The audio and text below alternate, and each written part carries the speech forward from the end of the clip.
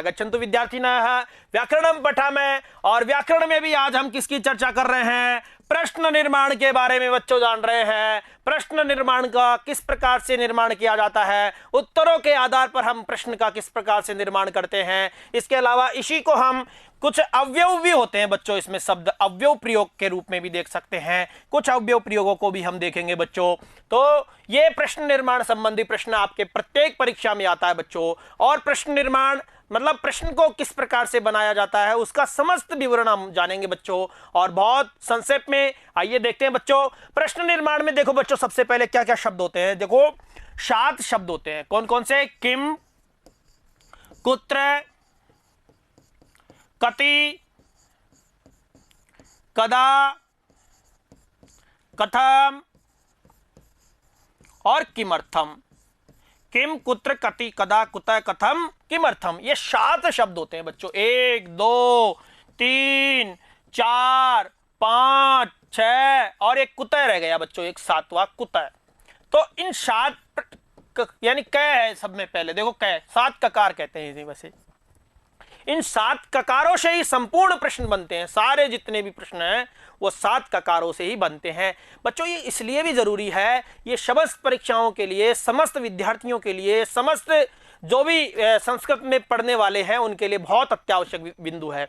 इसमें हम अगर इसको सही समझते हैं तो प्रश्न को पढ़ने का तरीका भी आ जाता है, उत्तर देने का तरीका भी हमको आ जाता है बच्चों। तो ये आप सभी को देखना है, अच्छे से देखना है बच्चों। मैं नियमों में नहीं ले जा रहा हूं, बिल्कुल प्रैक्टिकल प्रयोग करके इसको बता रहा हूं आपको, वाक्यों के द्वारा इसको मैं बता रहा हूं। तो हम किम को छोड़ देते हैं, अगले जो कुत्र है उसको देख लेते हैं। जैसे कुत्र, अब बच्चों कुत्र क्या पूछता है? स्थान पूछता है हमेशा। क्या पूछता है? स्थान। कुत्र हमेशा स्थान पूछता है, यानी किस स्थान पर। कुत्र। बालकः विद्यालयं गच्छति। विद्यालयं गच्छति, आपको दे दिया गच्छति ऐसे, और आपको इसके नीचे अंडरलाइन कर दी और कहा कि रेखांकित पद के आधार पर प्रश्न निर्माण करो। तो आपको सबसे पहले क्या देखना होता है कि ये क्या है। विद्यालय क्या है? एक स्थान है बच्चों। विद्यालय क्या है? स्थान है। और स्थान सूचक के लिए बालक विद्यालय जाता है। अब इसको हम प्रश्न बनाएंगे, बालक कहां जाता है। बालक कहां जाता है, अब कहां मतलब स्थान पर, किस स्थान पर जाता है। तो आपको क्या करना है उस समय बच्चों? उस स्थान सूचक अवयव का प्रयोग करना है। और स्थान सूचक जो अवयव होता है और उससे प्रश्न बनाते हैं तो किसका प्रयोग करते हैं? कुत्र का प्रयोग करते हैं। तो बालकः कुत्र गच्छति, यानी बालक कहां जाता है। बालकः कुत्र गच्छति, यानी बालक कहां जाता है। तो इस प्रकार से हम बनाते हैं। पूजकः मंदिरम गच्छति, यानी पूजक मंदिर जाता है, यानी पूजा करने वाला पुजारी मंदिर जाता है। तो पूजकः कुत्र गच्छति, पूजकः कहां जाता है। प्रधानमंत्री विदेशे गच्छति, प्रधानमंत्री कहां जाते हैं? विदेश, यानी विदेश में जाते हैं। उसी प्रकार से अब यहां यह द्वितीय विभक्ति से युक्त कुत्र हो गया। इसके अलावा कक्षायाम, कक्षायाम, कक्षायाम कर दिया मैंने, कक्षायाम छात्राः सन्ति, छात्राः सन्ति। अब बच्चों देखो, कूपे, कूपे जलमस्ति, कूपे जलमस्ति, यानी इन वाक्यों को देखो, मैं दोबारा आगे इसको स्लाइड में बताता हूं बच्चों। जैसे कूपे जलमस्ति, कूपे जलमस्ति बच्चों, और इसको रेखांकित कर दिया कूपे को, और कूपे को रेखांकित करके आपको पूछ लिया कि कुएं में जल है। तो आप किसका प्रश्न कैसे बनाओगे? कहां पर जल है, कहां पर जल है, और कहां आ गया। तो आपको क्या करना है? सीधा सीधा वहां क्या लिखना है? कुत्र जलमस्ति, कुत्र जलमे अस्ति। बहुत बार हम वाक्य में और लास्ट में आप प्रश्नवाचक चिन्ह को लगाना न भूले। और आगे मैंने और भी वाक्य दे देता हूं। चस्के दुग्धम अस्ति, और आपको चस्के को रेखांकित कर दिया प्यारे बच्चों, और आप इसको प्रश्न बनाना है। तो चस्के का मतलब कुत्र, यानी स्थान पर, यानी चषक में दूध है, यानी गिलास में दूध है। तो आपको क्या क्या लगाना है? कुत्र दुग्धमस्ति, उसी प्रकार से कुत्र अध्ययनमस्ति, कुत्र बालकः गच्छति। इस प्रकार के कुत्र संबंधी हम अनेकों वाक्य बना सकते हैं और हमारे पास सामने प्रश्नों में भी कुत्र संबंधी बहुत वाक्य आते हैं प्यारे बच्चों। आगे देखते हैं कति। कति क्या पूछता है? हमेशा संख्या पूछता है बच्चों। कति क्या पूछता है? संख्या पूछता है। और संख्याओं का जब हम प्रयोग करते हैं, संख्या संबंधी जब प्रश्न बनाते हैं तो कति निश्चित रूप से आते हैं, यानी कितने। कति का मतलब होता है कितने। कति का मतलब होता है कितने। और कुत्र का मतलब क्या होता था? कहां पर, कहां। और कति का मतलब होता है कितने। कति छात्राः सन्ति। मैंने कह दिया किसी से, मैं कहता हूं कक्षा में 40 छात्र है। कक्षायाम 40 छात्राः सन्ति, यानी कक्षा में 40 छात्र हैं। तो हम प्रश्न कैसे बनाएंगे? कक्षायाम 40 छात्राः सन्ति। छात्राः सन्ति। तो बच्चों अब हमारा रेखांकित पद यह है, यानी हम प्रश्न कितने प्रकार से बना सकते हैं, यानी कितने और 40 छात्राः सन्ति। अब हमारा रेखांकित पद क्या होगा? निश्चित रूप से वो संख्या होगा प्यारे बच्चों। निश्चित रूप से वो क्या होगा? संख्या होगा, यानी 40 पे रेखांकित होगा। और इसको बनाएंगे कैसे? कक्षायाम कति छात्राः सन्ति, बस कुछ नहीं करना। इसके अलावा आपने कह दिया कि विद्यालयः 300 छात्राः सन्ति, यानी विद्यालय में कितने छात्र हैं? 300। कति? 300। तो ये क्या पूछता है? हमेशा संख्या पूछता है प्यारे बच्चों। क्या पूछता है? संख्या पूछता है। कति का मतलब कितने। उसी प्रकार से आगे देखते हैं कदा। कदा क्या होता है? देखो कब। कदा का अर्थ क्या होता है? कब। और ये क्या पूछता है? समय पूछता है हमेशा। कदा क्या मतलब होता है? कब। और कदा क्या पूछता है? हमेशा समय पूछता है। और मैंने कह दिया मैं 5 बजे उठता हूं। मैं 5 बजे उठता हूं। मैं अब इसमें कब उठता हूं? 5 बजे, यानी कदा उत्तिष्ठति। यानी मैंने कह दिया कि बालकः 10 वादने विद्यालयं गच्छति।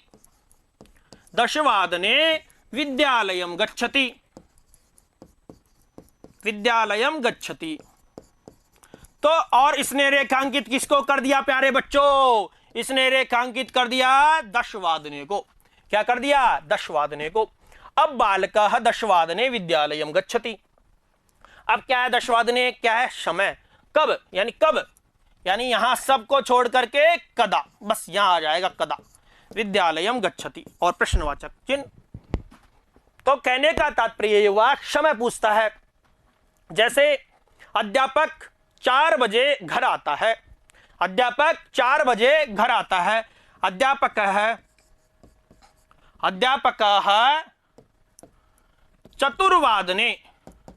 चतुर्वादने आगच्छति। छोटा वाक्य बनाया है।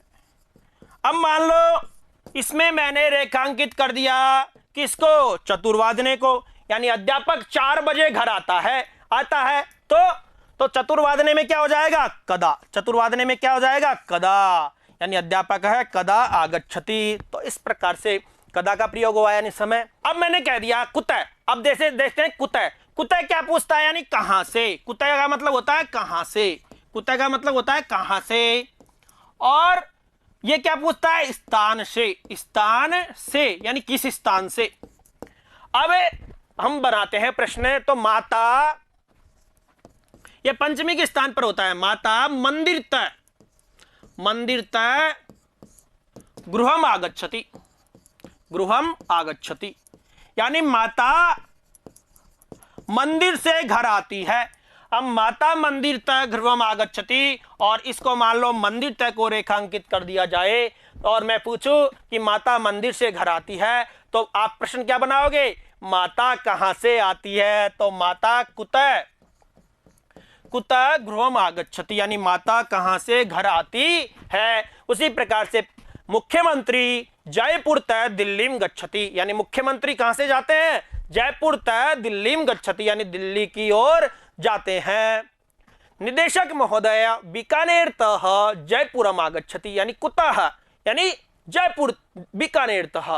तो इस प्रकार से यानी कहां से, और ये क्या पूछते हैं, स्थान से, यानी कुतः का मतलब स्थान से, कहां से। आगे देखते हैं बच्चों कथम। कथम का मतलब कैसे, कथम का मतलब कैसे, और कथम का मतलब कैसे, और कैसे का मतलब होता है हालचाल, हालचाल या हाउ भाव, या हाउ भाव या और किसी प्रकार का, जैसे यानी कैसा। और जैसे अध्यापक सम्यक पाठयति, अध्यापक कैसा पढ़ाता है, सम्यक पाठयति। अब यहां सम्यक पे मैंने दे दिया कि अध्यापक अच्छा पढ़ाता है, तो अध्यापक अच्छा पढ़ाता है तो बच्चों सम्यक, यानी अब इसका अध्यापक सम्यक अच्छा पढ़ाता है। अब सम्यक को क्या करेंगे हम, रेखांकित कर दिया, तो हम क्या बनाएंगे प्रश्न, अध्यापकः कथम पाठयति, बस और कुछ नहीं है। उसी प्रकार से मम स्वास्थ्यम सम्यक अस्ति, मेरा स्वास्थ्य सम्यक है। मम स्वास्थ्यम कथम अस्ति, तो आप क्या कहोगे, भवतः स्वास्थ्यम सम्यक अस्ति। इस प्रकार से कथम हो गया बच्चों। आगे देखते हैं किमर्थम। किमर्थम का अर्थ होता है किस लिए, किस लिए, किस लिए। और किस लिए क्या होता है, प्रयोजन के लिए, यानी प्रयोजन, क्या प्रयोजन है। अब प्रयोजनम, तो छात्रः पठनार्थम, छात्रः पठनार्थम विद्यालयम गच्छति, छात्र पढ़ने के लिए विद्यालय जाता है, यानी छात्र है पठनार्थम विद्यालयम गच्छति। अब बच्चों पठनार्थम पे आ गया, यानी प्रयोजन क्या है छात्र का पढ़ने का, यानी विद्यालय जाने का, पढ़ने का प्रयोजन है। तो हम क्या लिखेंगे इसकी जगह, छात्र है किमर्थम, छात्र है किमर्थम, किमर्थम, किमर्थम को देखो ऐसे लिख देंगे किमर्थम, किमर्थम।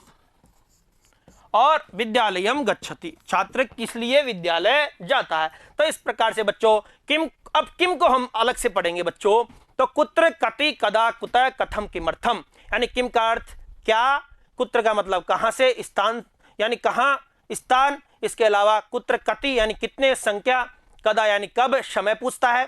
इसके अलावा कुतः यानी स्थान से, कहां से, और कथम यानी कैसा, हालचाल, और किमर्थम यानी किस लिए। इस प्रकार के उसमें प्रश्न बन सकते हैं बच्चों। अब जैसे बच्चों हम देखते हैं किम शब्द, और किम शब्द के रूप चलते हैं एक वचन, द्विवचन और बहुवचन में। किम, कह, कौके, कम, कौकान, केन काभ्यम कई, कस्मै काभ्यम केभ्य, कस्मात् काभ्यम केभ्य, कस्य कयो केशाम, कस्मिन कयो केशु, ये आप सब जानते होंगे।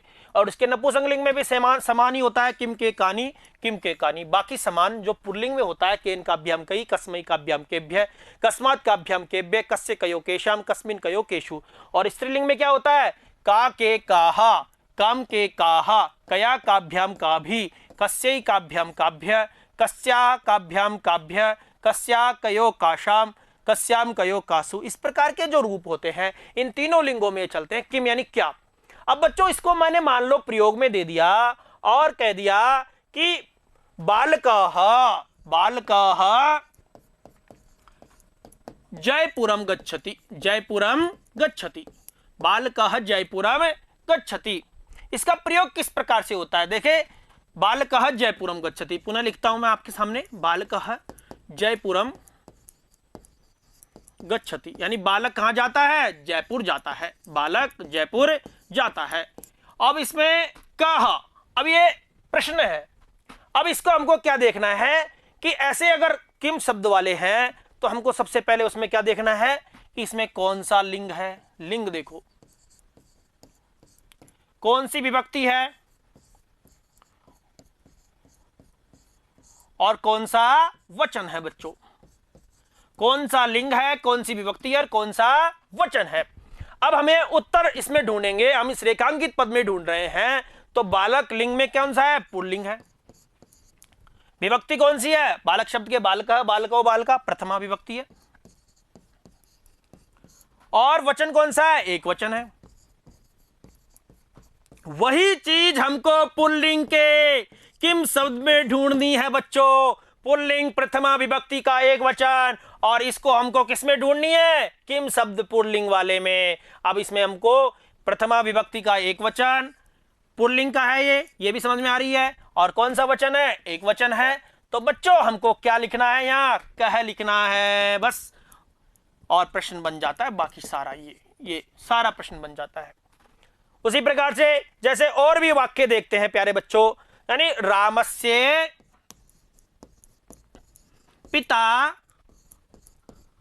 दशरथः, रामस्य पिता दशरथः, यानी राम के पिता कौन है, दशरथ है। अब हमको क्या देखना है बच्चों, सबसे पहले अब यहां रामस्य में रेखांकित है, अब हमको ये देखना है किम शब्द का ये क्या है, यानी रामस्य में कौन सी विभक्ति है, षष्ठी। कौन सी विभक्ति है, षष्ठी।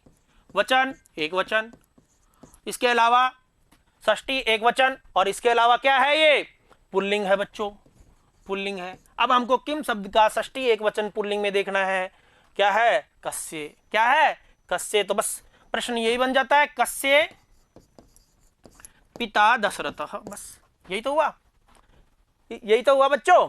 इसके अलावा देखते हैं जैसे बाल के बुद्धि अस्ति, बाल के बुद्धि अस्ति, यानी बालक में क्या है, बुद्धि है। अब बच्चों इसमें रेखांकित आ गया। अब हमको क्या करना है, ये किस विभक्ति में है, सप्तमी का एक वचन है, सप्तमी का एक वचन है, पुल्लिंग में है। तो हमको किम शब्द का सप्तमी विभक्ति एक वचन पुल्लिंग में देखना है, कस्मिन। क्या आएगा, कस्मिन, यानी कस्मिन बुद्धि अस्ति, यानी किसमें बुद्धि है। तो इस प्रकार से हमको लिंग निर्धारण करना है, वचन का निर्धारण करना है, विभक्ति का निर्धारण करना है, और उस किम शब्द को लिख देना है। उसी प्रकार से जैसे स्त्रीलिंग में देखते हैं प्यारे बच्चों, और नपुंसकलिंग है इससे पहले, तो नपुंसकलिंग को देख लेते हैं। नपुंसकलिंग क्यों समान होता है, इसलिए हमने कंटिन्यूटी में ले लिया प्यारे बच्चों। अब किम के कानी केन काभ्याम कई कस्मै काभ्याम केभ्य कस्मात् काभ्याम केभ्य कस्य कयो केशाम कस्मिन कयो केसु, इस प्रकार के रूप चलते हैं प्यारे बच्चों। अब मान लो, अब मैंने कह दिया कि फलम फले फले रसम अस्ति, फले रसम अस्ति, यानी फल में क्या है, रस है। अब हमको क्या करना है कि फले में अंडरलाइन है, यानी फल में रस है, फल में रस है। अब फल शब्द किसका है, वैसे इसमें कुत्र भी लगा सकते थे बच्चों हम, लेकिन फल शब्द नपुंसकलिंग में चलता है। नपुंसकलिंग सप्तमी विभक्ति का एक वचन है, तो नपुंसकलिंग सप्तमी विभक्ति का एक वचन क्या होगा, कस्मिन। क्या होगा, कस्मिन, कस्मिन रसम अस्ति। उसी प्रकार से जैसे हम देखें कि जलेन स्नानम भवति, स्नानम भवति, यानी जल से स्नान होता है, यही तो है। जलेन स्नानम भवति, यानी जल से स्नान होता है, जल से नहाया जाता है। तो जलेन रेखांकित है, तो इसमें हमको सबसे पहले लिंग निर्धारण करना है कि कौन से लिंग में है, और ये नपुंसकलिंग में है, जलम शब्द है, जलम जले जलानी। उसी प्रकार से नपुंसकलिंग हो गया। इसके अलावा कौन सी विभक्ति में है, तृतीय विभक्ति का एक वचन है, तो क्या बनता है, केन बनता है। क्या बनता है, केन ही बनता है। इसमें ज्यादा कोई खास, वो पुल्लिंग में भी अगर होता तो वो भी जब भी केन ही बनता। तो इस प्रकार से इनका विभक्ति में हम प्रयोग करते हैं बच्चों। और इसके अलावा हम और भी वाक्य देख लेते हैं। दुग्धे दुग्धे दुग्धस्य कृते गच्छति। अब दुग्धस्य कृते गच्छति, दुग्धस्य कृते गच्छति, दुग्धस्य कृते यानी दूध के लिए जाते हैं। अब दुग्धम शब्द है, नपुंसकलिंग का है, एक वचन है, षष्ठी विभक्ति का है। अब षष्ठी विभक्ति का नपुंसकलिंग एक वचन में क्या है, कस्य। रेखांकित में क्या जाएगा, कस्य कृते गच्छति, यानी किसके लिए जाता है। तो इस प्रकार से इनको बनाना है बच्चों। अब स्त्रीलिंग में देख लेते हैं। का के काहा, काम के काहा, कया काभ्याम काभी, कस्यै काभ्याम काभ्य, कस्या काभ्याम काभ्य, कस्या कयो काशाम, कस्याम कयो कासु। इस प्रकार से स्त्रीलिंग में चलते हैं। अब जैसे देखो वाक्य प्रयोग देखते हैं इसका। बालिकायाः कृते इदम फलम, इदम फलम, यानी बालिका के लिए ये फल है। तो बालिकायाः रेखांकित है। अब इसको हमको देखना है कि ये कौन सी विभक्ति में है, षष्ठी विभक्ति में। षष्ठी विभक्ति का एक वचन है, स्त्रीलिंग में है। तो षष्ठी विभक्ति का एक वचन स्त्रीलिंग में क्या होता है, देखो समझो क्या होता है, कस्याः। तो इसमें क्या आ जाएगा, कस्याः कृते इदम फलम, तो इस प्रकार के लेखिन्याः लेखब लिखति, सह लेखिन्याः लेख लिखति, तो सह कया लेखः लेखम लिखति, यानी किससे वो लेख लिखता है। इस प्रकार से हम यानी तीनों लिंगों में इसके प्रश्न बना सकते हैं बच्चों। तो हमने पढ़ लिया किम, कुत्र, कति, कदा, कुतः, कथम, किमर्थम। इनका आपको और भी प्रयोग करना है प्यारे बच्चों, मैंने यहाँ संक्षेप में बताया आपको, और ऐसी आशा करता हूँ कि आपके ये भाग अच्छे से समझ में आया होगा। इसी आशा और विश्वास के साथ धन्यवाद। पुनर्मिलामः। नमो नमः।